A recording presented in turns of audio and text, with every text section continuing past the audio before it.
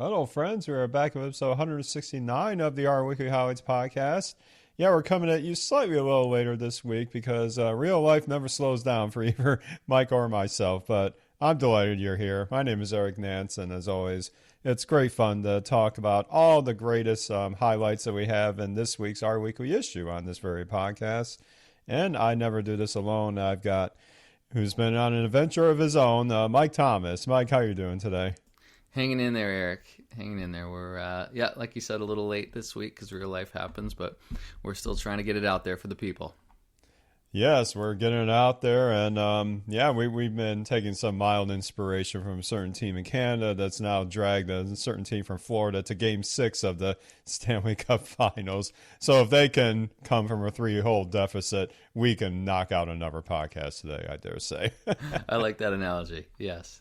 Yeah, it works for me today anyway. So what also works is Our Weekly itself is a project where we have a rotating set of curators for every single week, and this week it was curated by Rio Nakagawara, another one of the OGs of the Our Weekly project itself.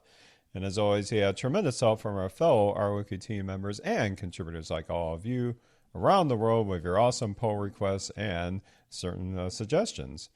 So we lead off with an issue that if you ever released a package on CRAN, you are probably familiar with at one point or another, whether it's your package or one that you depend on, is sometimes on the CRAN system, there are packages that may fail certain checks.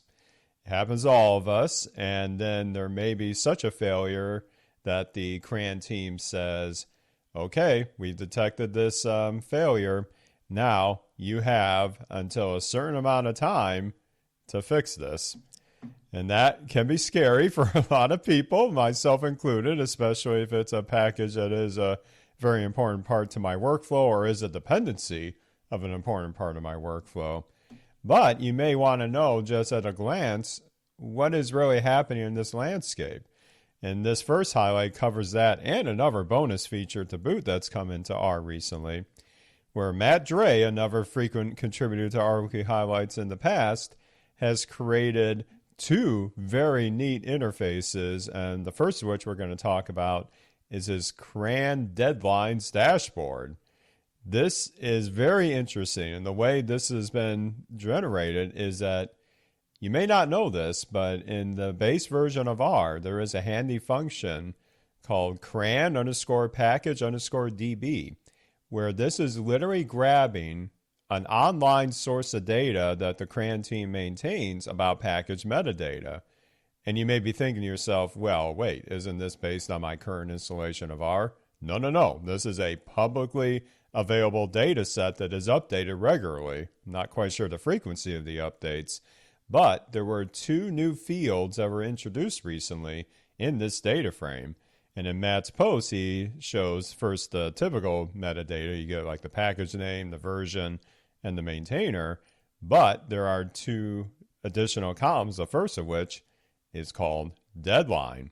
And deadline is giving, as the name suggests, the date that the CRAN team has given that package author or that package itself to fix whatever issues have been flagged in their check system. And you sure enough, on the CRAN page, you could go to each package's website. You could then see the notes of these check failures on that package site itself on CRAN. But what Matt has done here is he took this opportunity to learn kind of the latest and greatest and shiny development, which of course will please me and Mike's ears quite a bit. He has leveraged BSlib and some pretty nifty ways of constructing the UI to create a very attractive looking, very fit for purpose deadline dashboard with individual cards, as in the BSlib system, that give at a high level the number of days remaining until that deadline, or unfortunately it could be the days that have passed since that deadline. And you can see that very nicely, color coded boxes here, so you could quickly grok in the order. It goes from the ones that are running the longest in their update up until the ones that have more time. But you could scroll through this and see very quickly then which packages have been flagged, and it will give you a direct link to the detailed check failures that you can navigate to directly from this page. Really nifty interface here. And he's not alone in this. Actually, Hadley Wickham himself has also built a similar report, albeit it's built with what it looks like an automated Quartal kind of GitHub action deployment, but it's got similar metadata associated with it. So you got two great sources for this information. And I got wind of this not so much from Matt's post, but from a post he did on Mastodon as he was experimenting with this. And I pull up this interface and I'm thinking to myself, oh, this is nifty. When I pulled up the interface, it was running on Shiny Apps.io. It is a Shiny app after all, but immediately in my head, you want to guess what was popping in my head, Mike, as I thought about what this could be good with?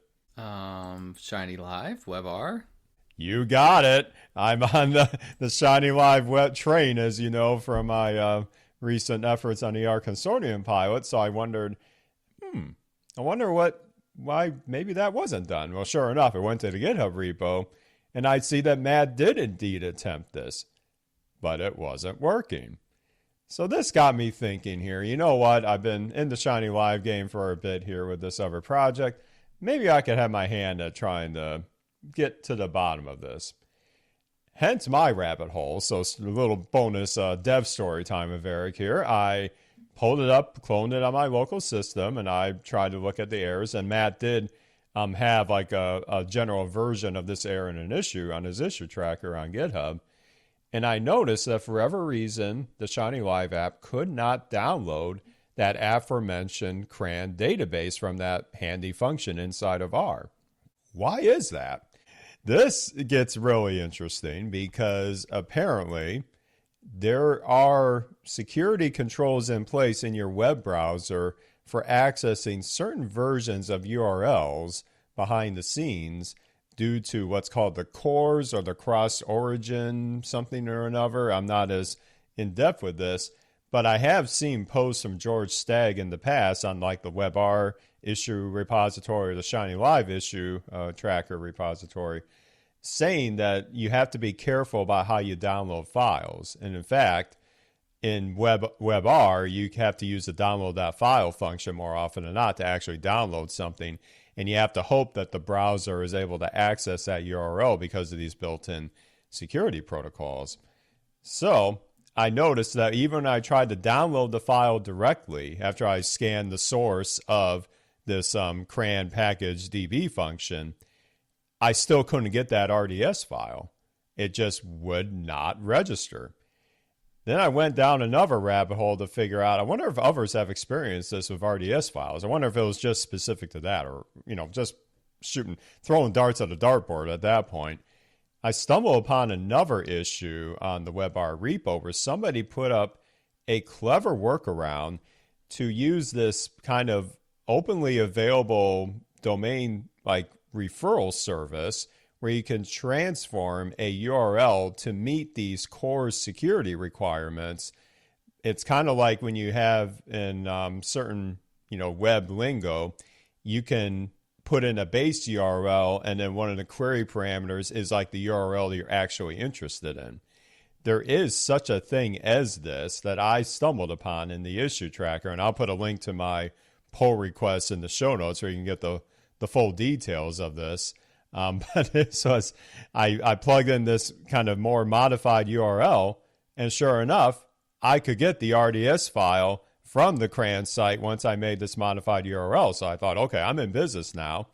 So in the source code of Matt's dashboard here, I now have a handy function to detect if the app is running in a WebAssembly process. And that's credit to Winston Chang from the WebR repo to basically detect if we're in what's called the web inscripting kind of functionality in WebAssembly. Again, I'm still learning all this, but it's kind of like a simple true false if you're in it or not. So then if I'm in it, I know to use this custom function I developed to modify the URL with download.file directly and then import that into R as a typical RDS file.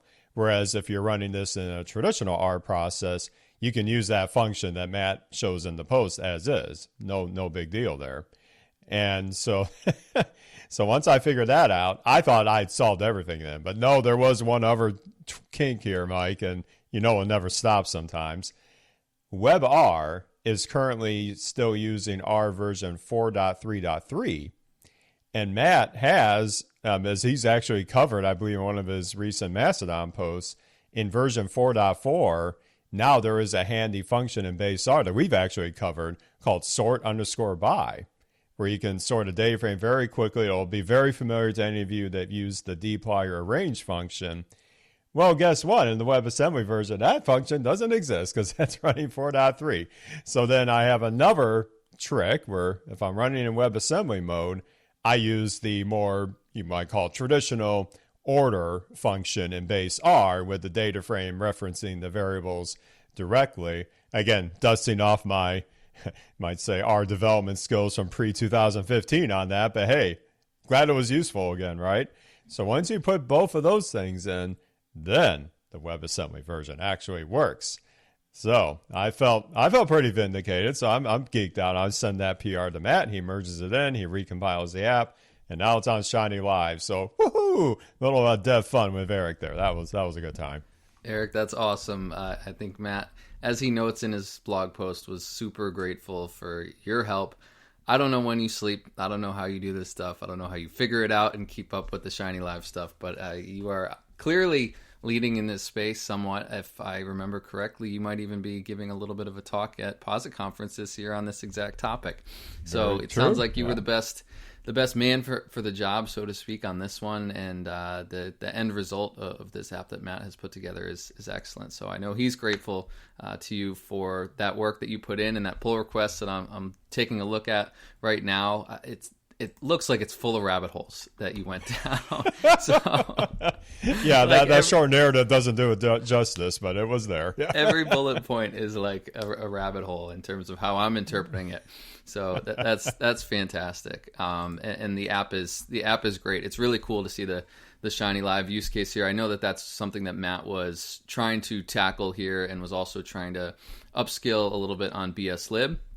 So the app that came out of it looks really nice. I think an alternate approach, if you didn't care about going the BSlib route and the Shiny Live route, would be you could potentially have like a GitHub Actions script, right? That would reach out to the CRAN database that doesn't need Shiny Live or anything like that.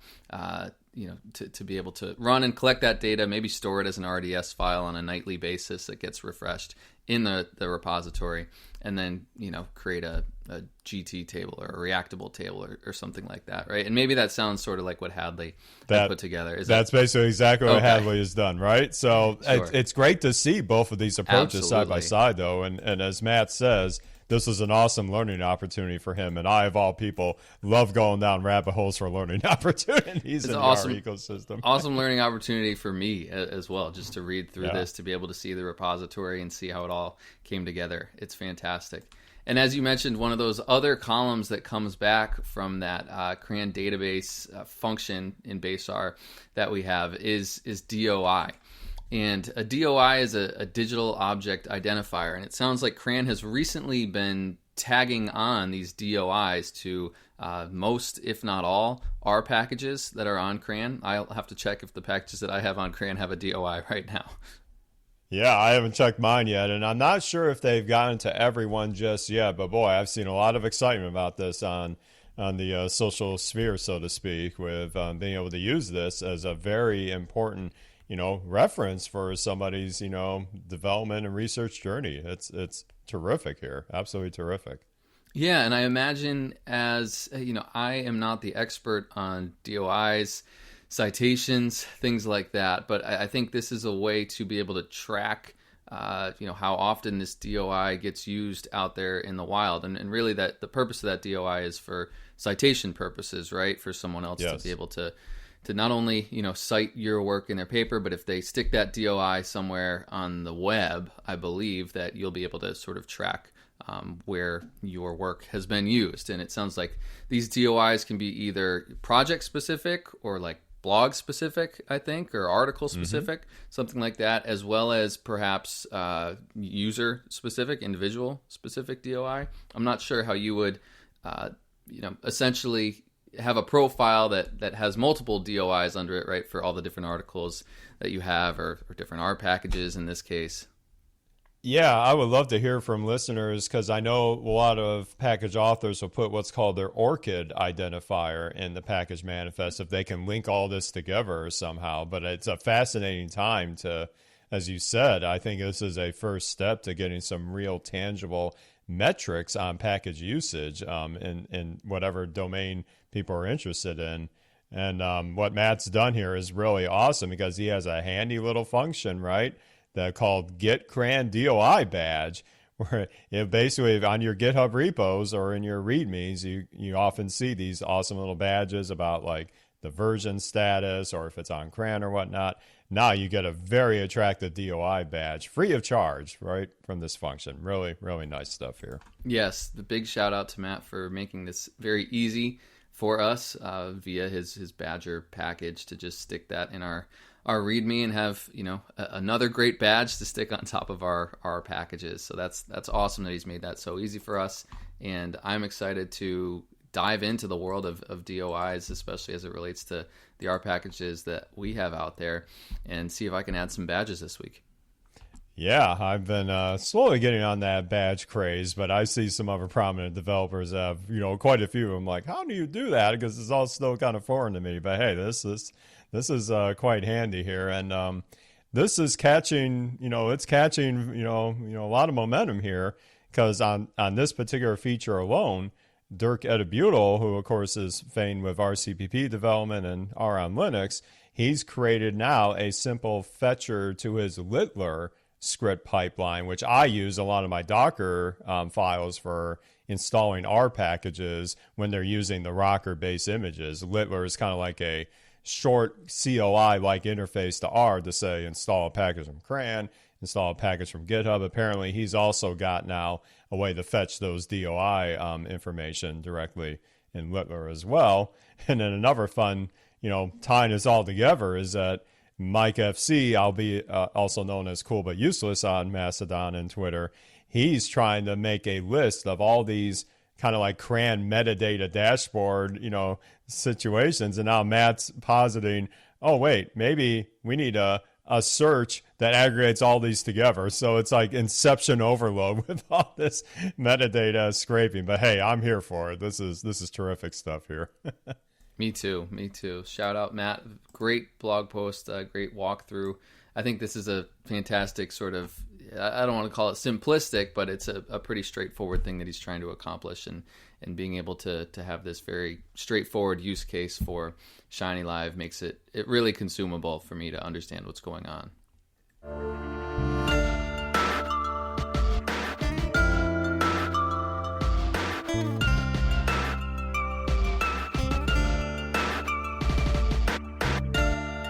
And we just mentioned, Mike, how, what Matt's produced is very aesthetically pleasing. And we're going to go from simple to what is a very intricate system that just got a really big facelift to the end user perspective and a whole lot more. What we're speaking about here is the very influential and very powerful R Universe project, which just got a very welcome revamp to its user interface and user-facing functionality. So this next highlight comes from a blog post from the architect of R Universe himself, your own Ooms, who talks about, guess what? The web interface for R Universe has a brand new front end.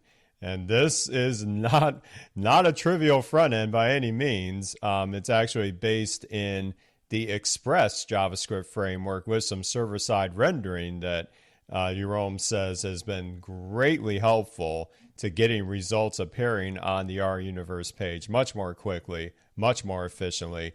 I even did a little GitHub investigation last night in this repo, and it's even using MongoDB as well, of all things. My goodness, talk about supercharging your UI and backend processing.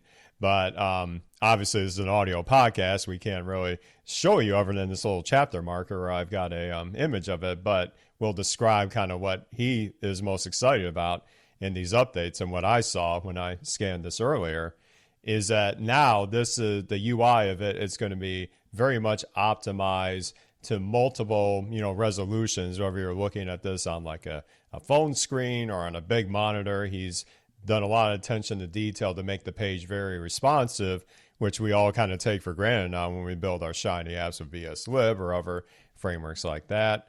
And as I mentioned, server-side processing for a lot of these rendering results, so your client browser isn't having to do as much of the heavy lifting as it's pulling this information from the R Universe services. And he's also made a little bit of rearrangement to where you see the information on the owner going on the left sidebar now. And then also each package now gets a dedicated section to, we just talked about earlier, citation information, which I'm sure the DOI framework from CRAN may or may not play a role there.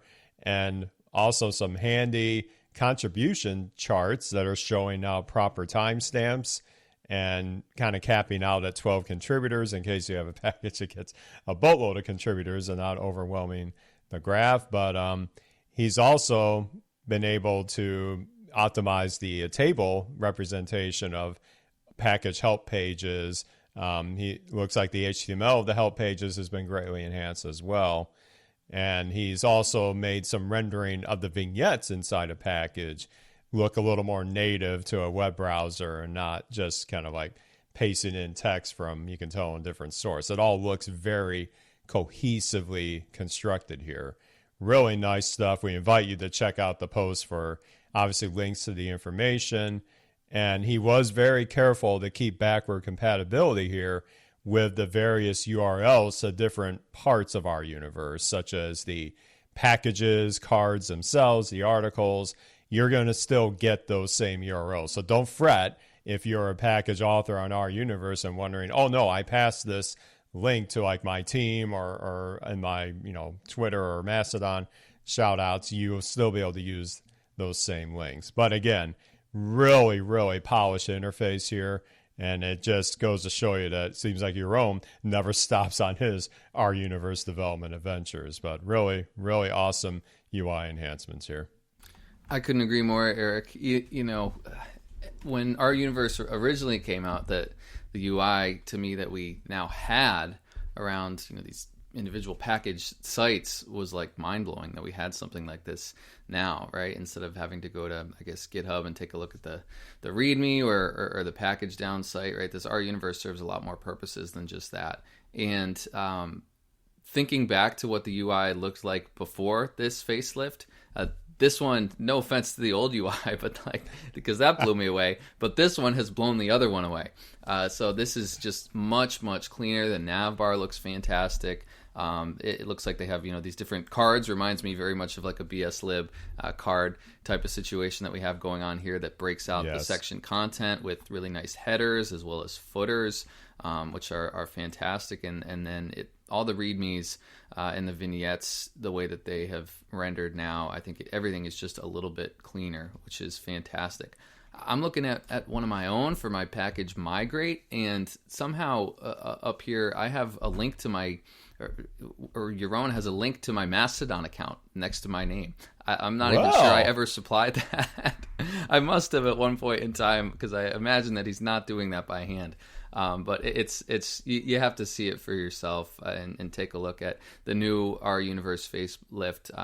Search your favorite package, take a look at what the site looks like. I need to start installing packages from R Universe. I need to shift over there from some other package managers, because I think there's a lot of advantages to this being sort of a one-stop shop for package installation in my local work, package installation for WebAssembly purposes, right, as well. Yes. So it's a pretty incredible resource that we have, as well as all the documentation, citation, and all sorts of different things that we have around all the different packages that are now on the R Universe. So incredible resource. He's another one where, like you, Eric, I have no idea when your own sleeps, but I'm very grateful for the work that he's done for the community. Yeah, like I said, I inspected the GitHub repo for the new front end, and my goodness, if I if I was able to understand even 10% of all the JavaScript magic he did there, I'd be a lucky person. But yeah, I was even pulling up I now have 2 packages on our universe, albeit they're both related to the podcasting 2.0 ecosystem. But boy, those pages look fantastic. Like, man, my goodness, I feel good about passing this off to somebody and showing it off to friends and stuff. This is top notch. I love it. Just love it. Me too.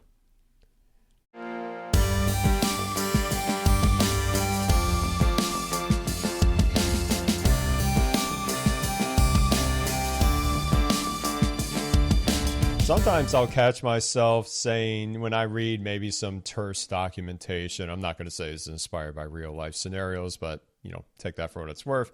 And I'll kind of flippantly say to myself, who even wrote this stuff? Well, you know what? We're going to answer that question literally in a much different context in our last highlight today, because there is, of course, even in this advent of technology and most of us using a keyboard or a touch keyboard to write, in the majority of our communication, there are still many instances where we are handwriting material. And there is a very important domain of research in forensics that are looking at more data-driven approaches to helping identify potentially from a source of handwritten materials, maybe they're letters, maybe they're short notes, maybe they're whatever have you, of trying to use, awesome algorithms to help link maybe certain writing sources to a particular author or a particular, writer. This last highlight is fascinating to me in a world that I definitely don't frequent in the world of forensics, but there is a major update to an R package called Handwriter. This is maintained by Stephanie Reinders, and she is part of what I believe is the Iowa State University, the Center for Statistics and Application in Forensic Evidences, or CSAFE for short. Mouthful, but they've been doing a lot of research in this space. And in particular, this R package that we're referencing here is a first step in a bigger pipeline that they are in the process of open sourcing, although they've got some manuscripts to show for it, where this package, Handwriter, will take a PNG screen grab, if you will, of any handwritten content, and it's going to apply some handy analysis methods to help identify certain features of this writing. And this is, talk about rabbit holes. I can only imagine how much research time has been spent into this. But I'll give a high level of the pipeline because there's no way we could do it all justice here. But it's got 4 major pieces of this pipeline. First of which is that, let's say you are scanning a handwriting reference that has colored ink or whatnot. It's going to turn that image into literally black and white or grayscale first. And then it's going to take, the stroke width of each of the writing. And there's, we'll have a link in the show notes to the package site itself where they have a good example using literally the word CSAFE written in cursive, where they will take this, reducing the width of each of those strokes to 1 pixel. That's fascinating too. And then trying to detect, they call this the break phase next, to compose it into small pieces, which intuitively you might think are the individual letters in this writing. And they do this with a little graph theory to boot. They'll put nodes and edges that correspond to these different points in the detection of these units or breaks. And then they'll actually take measurements of the distances between these breaks, distances between the different letters, to help figure out then, okay, are there certain properties of this writing that then if they get additional sources, if they get similar writing style, you will see different versions of these or similar versions of these metrics as compared to, say, if you and I, Mike, wrote like the same like short story on one page, on a one piece of paper, it should detect our writing styles to be quite different. And I venture to say you probably have better handwriting than I do because my handwriting's terrible. But nonetheless, this package should be able to detect that if we gave 2 PNGs of our different sources, that it would correctly identify us as being different writers. So as I said, this is part of a larger research pipeline that they also talk about in this package down site, of how they integrate this with additional analytical tooling using some Bayesian methodology, some classical k-means clustering, to help really, with a larger set of writing, to be able to put this into distinct groups so that then you could link maybe potential sources to the same author. So as you can imagine, where this would really be important, and especially in the world of forensics, is if there is an investigation and maybe one of the pieces of evidence is a writing that maybe a suspect had, and then trying to link that maybe to that actual person as part of the evidence. I'm just speculating here because, again, not in my domain, but you could see how important this is in the world of forensics. So the fact that R itself is able to drive a significant part of this pipeline is absolutely fascinating to me. So when I pulled up this page the other night, I wasn't sure what to expect, but boy, I can see that this is very important research. And again, I shudder to think it analyzing my handwriting, because I'm not sure, maybe I'd break the system with my bad handwriting. But nonetheless, this is a pretty fascinating domain, and certainly big credit to that team at CSAFE for really putting all this out there. And if you're interested in this space, yeah, I would definitely recommend checking out the Handwriter package. Well, Eric, I have seen your handwriting before, and let's just say I am glad that we now have an R package for me to use to figure out what the heck you're saying.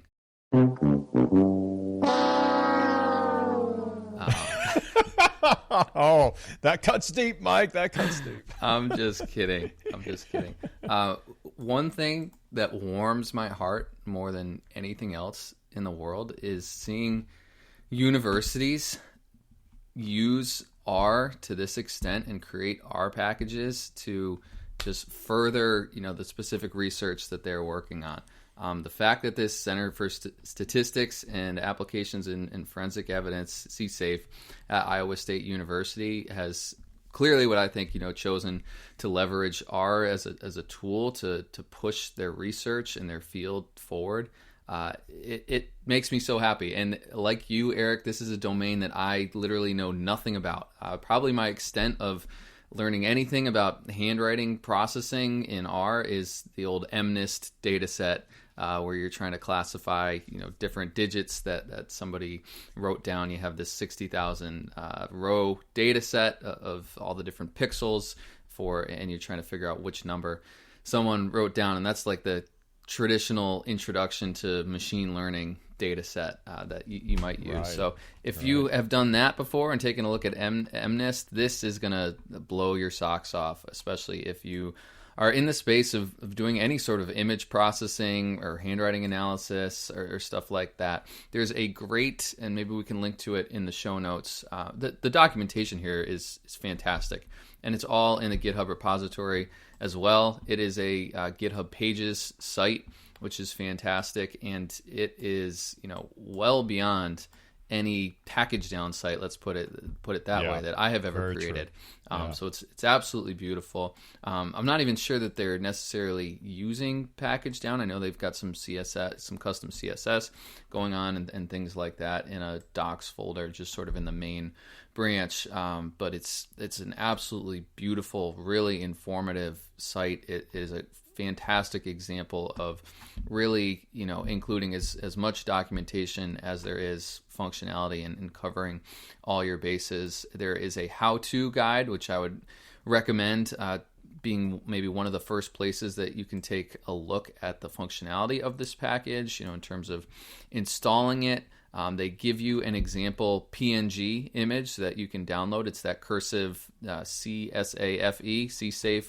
word, and then just a few quick functions to be able to process that image and take a look at the results. And the depth of the analysis that techniques that are encapsulated in this package is incredible. As you mentioned, Eric, it's plotting all sorts of different vectors and directions, as well as going all the way into Bayesian analysis too, I think is included in this package. I saw some commits that have stuff to do with Python support as well. There's all sorts of documentation in here for whether you're working on a Windows, additional information for Mac users as well. So it's a fantastic resource. Again, it really warms my heart to see a university adopting R this hard and really putting a ton of best practices in place around their research. So hats off to the C-Safe group, and appreciate this coming to the R Weekly highlights this week. And we probably shouldn't be too surprised this influential research is coming from such an esteemed institution as Iowa State, because this is also the university that once had the esteemed Di Cook presenting as a professor at the university, and graduates such as the man that needs no introduction, E169, graduated from Iowa State. So yeah, this is a powerhouse in the world of the art community and research. So credit to them for keeping innovation going. I should have known. The more you know, Mike, the more you know. And speaking of the more you know, there's a lot more you can know by learning and reading the rest of this R Weekly issue. There's another fantastic roundup here that Rio has put together with awesome packages, updated or brand new, and awesome great blog posts and many others.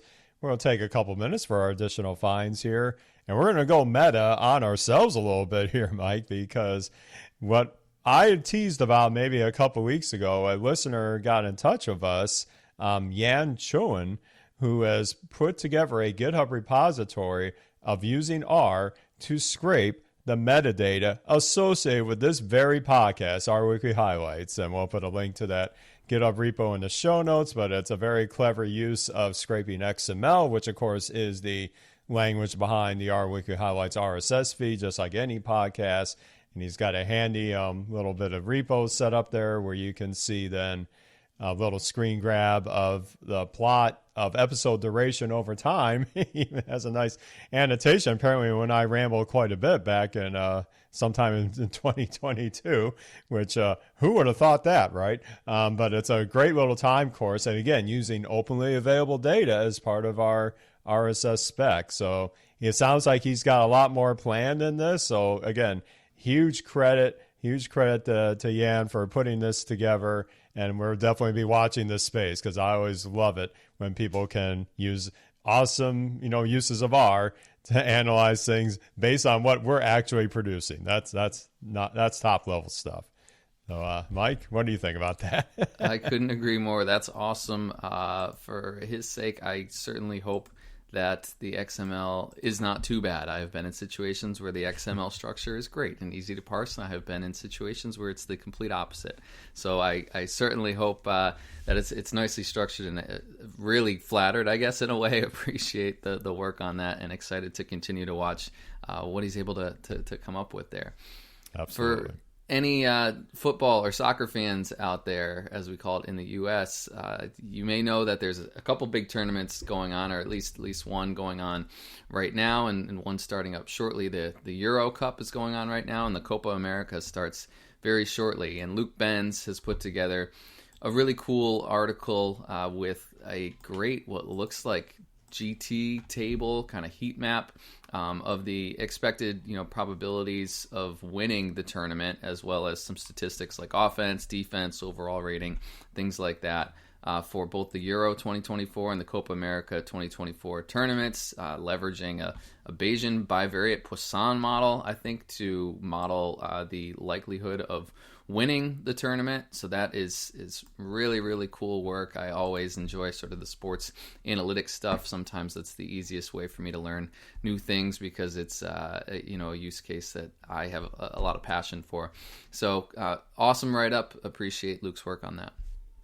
Yeah, I do spy, like I said, a GT table front and center in those summaries, and it looks absolutely fantastic. I'm sure that would make the author of GT, Richie Ona, very happy to see that. That is top-level stuff. In fact, I don't know if, Luke, if you had a chance to submit that to the table contest, but that looks like a serious, top contender entry, if I do say so myself. Really, it's so much fun to use sports data to learn, different techniques in the R ecosystem. So when I maybe get some more downtime again, I'm going to get back to my world of hockey analytics and start turning loose, because that was one of the very first types of data I analyzed way back in the early history of the R podcast as I was doing some fun stuff with ggplot2 and scraping some CSVs that were some from a Google group of years gone by. Oh, I can't reminisce too much.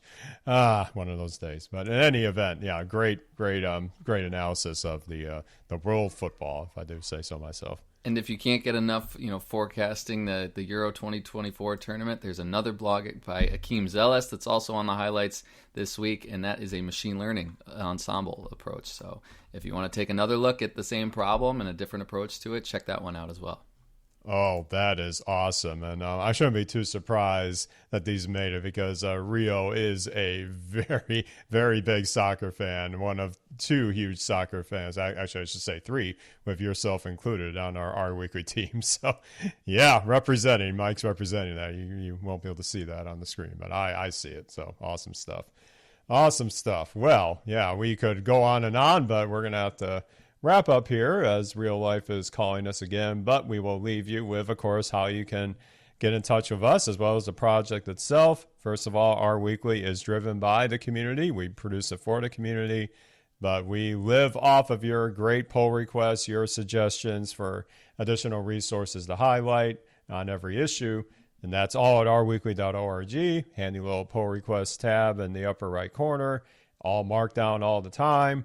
We dare say if you can't learn R Markdown in 5 minutes, someone in the R community will give you $5.